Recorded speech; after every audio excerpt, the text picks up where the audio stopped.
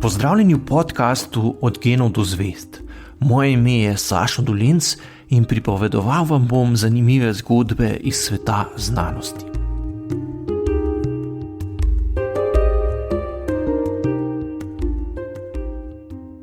Immanuel Kant je leta 1795 v eseju Na poti k večnemu miru predstavil svoj razmislek o tem, kakšna bi morala biti državna in mednarodna ureditev, da ne bi več prihajalo do vojaških spopadov. Pomembno jamstvo, ki bi lahko preprečevalo nove vojne, je videl v ustavni ureditvi, po kateri za začetek novega vojaškega spopada ne bi bila dovolj volja vladarja, ampak bi moralo vodstvo države pridobiti tudi soglasje državljanov. Takole je zapisal: Če je soglasje državljanov potrebno za sklep, ali naj bo vojna ali ne, ni nič bolj naravnega od tega, da bodo, ker bi morali sklepati o svojih lastnih vojnih stiskah, dobro premislili, preden bodo začeli tako hudo igro.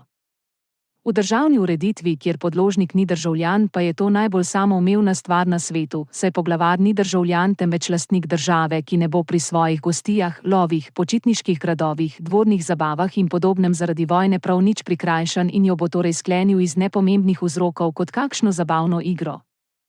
Kantov razmislek o vojni in miru je sprožil številne nadaljnje razprave, vnesel nov pogled na problematiko mednarodne varnosti in posredno pripomogel k nastanku Organizacije Združenih narodov.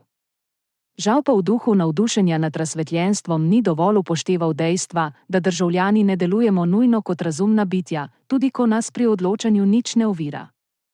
Kot se lahko vedno znova prepričamo na mnogih primerih, marsikdo ob ustrezni propagandi zlahka ponotranji zgodbe in pojasnila, katerih namen je predvsem vzbujanje konfliktov.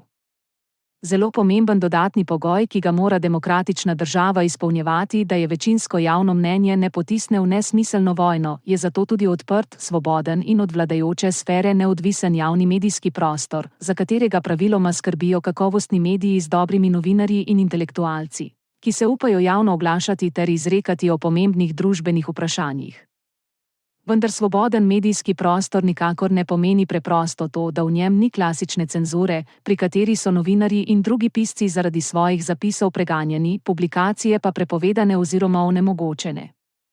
Za zdrav in dobro delujoč prostor javne besede je pomembno tudi, da so v medijih spoštovani resnica, argumenti in dokazi. V svobodnem medijskem okolju seveda mora veljati svoboda govora, vendar to nikakor ne pomeni, da je mogoče izrekati laži in ponavljati dezinformacije. Takšno početje onemogoča konstruktivno javno razpravo, podobno kot to počne klasična cenzura. Med epidemijo COVID-19 in zdaj med poročanjem o vojni v Ukrajini lahko opazimo, da je cenzura prevzela drugačen mehanizem delovanja, kot ga je imela nekoč. Cenzura danes pogosto ne poteka več prek omejevanja dostopa do informacij, ampak nasprotno, prek bruhanja množice slabih, neresničnih in navideznih podatkov. Če so mediji polni nezanesljivih in lažnih informacij, se ustvarjata medijski hrup in zmeda, kar ima na koncu enak učinek, kot ga je imela klasična cenzura. Sodobna cenzura se tako ne zavzema več za omejevanje dostopa do informacij, ampak, nasprotno, spodbuja objavo člankov, v katerih so zapisane neumnosti, laži in zavajanja. V javnosti se tako ustvarja občutek, da je v medijih vse zmanipulirano, da so vsa mnenja enakovredna in da se je nesmiselno spraševati, kdo govori resnico in kdo ne. Cilj sodobne medijske cenzure je tako dosežen, ko ljudje ne znajo več razločevati, kaj je res in kaj ni, oziroma ko se poruši zaupanje v avtoritete, ki v resnici nekaj znajo.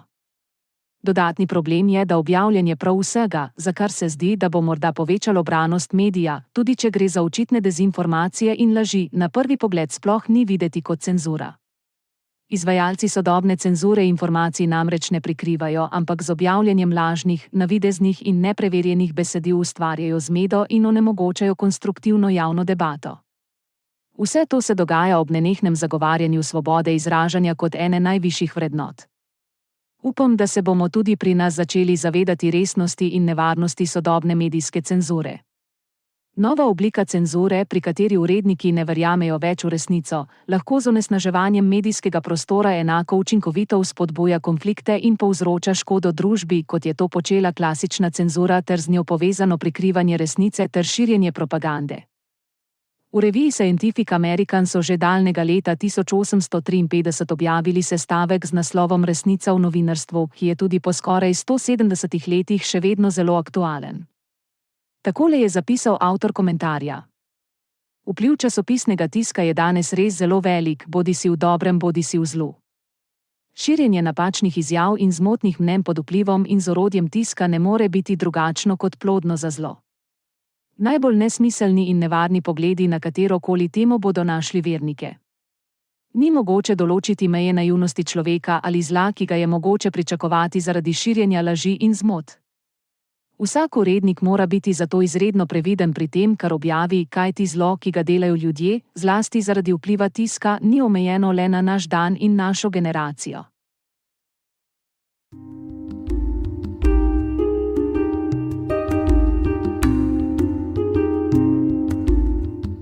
To je bil podcast Od genov do zvezd. Moje ime je Sašo Dolenc in z novo zgodbo se vam oglasim že kmalu.